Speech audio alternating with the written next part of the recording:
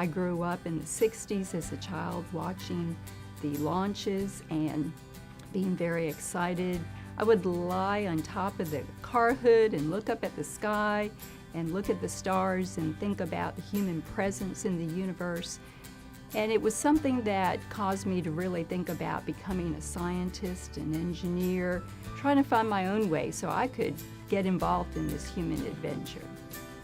This is Ramona Travis. I work at NASA, and this is my story. During college, I was trained as an environmental scientist, more specifically in soil science. And so when I joined with NASA, I was a field scientist and field technologist working with remotely sensed data from satellites and aircraft. And so I've had the opportunity to travel literally from the Arctic to the tropics.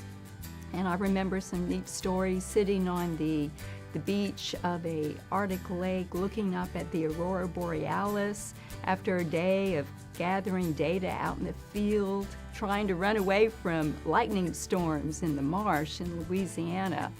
And today I get to work with rocket scientists as the chief technologist, and so that's pretty cool stuff.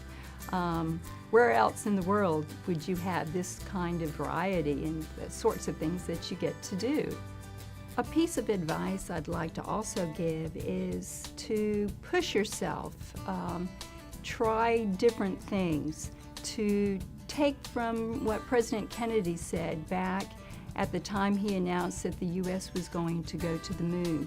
We do things not because they are easy, but because they are hard. Push yourself, go beyond your normal comfort zone.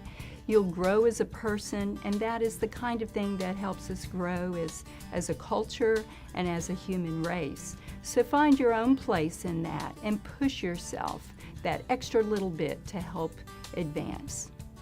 At NASA, you just never know in a particular day, especially if you're a field scientist, as I have been in working with remotely sensed data. You could be behind a desk working on a paper, you could be at the computer processing data, or you could be out in the field.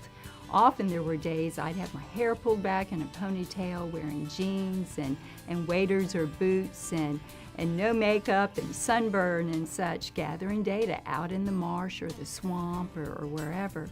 I've had the chance to ride the darndest vehicles, from pirogues to airboats to float planes and snowmobiles.